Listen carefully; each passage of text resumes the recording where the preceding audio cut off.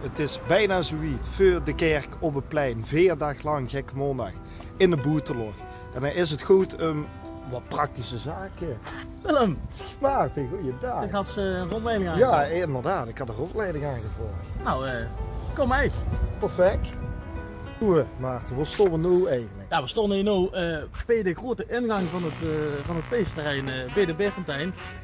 Belangrijk om te weten, dames en heren, gratis entree. Gratis entree. Alle 40 dagen gratis entree. Alle 40 dagen gratis entree. Maar we hebben wel een belangrijke mededeling. Dames en heren, we hebben 4 dagen lang een dresscode, namelijk verkleed. 4 dagen lang, gezellig. Maarten, waar zien we nu beland? Ja, we zien nu in het middelpunt van het feestterrein, in het midden voor de kerk. Daar komt het mooie grote podium te staan.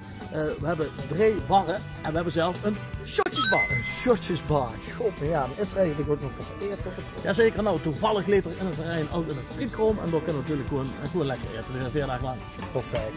Maarten, zien we nog speciale dingen die de Veldermeren moeten weten? Jazeker, dames en heren, kom op het tijd, want we stoppen namelijk al om 12 uur 's avonds. Omdat het in de Boeteloch is, mogen we niet langer doorgaan en omdat het door de week is. Dus daarom moeten we om 12 uur de muziek goed hebben. Maar de zaterdag, die is toch niet door de week? Nou, de zaterdag is de uitzondering. Zaterdag mogen we tot 1 uur. En er klagen. Kijk eens. Heeft iedereen er zin in? Ja, we hebben er zin in, alles geregeld. De prins is er uit.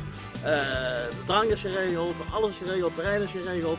Mensen, het programma van de artiesten is te vinden op de socials. Had het goed in de gaten, want er zit precies op wie wanneer, wie laat optreedt.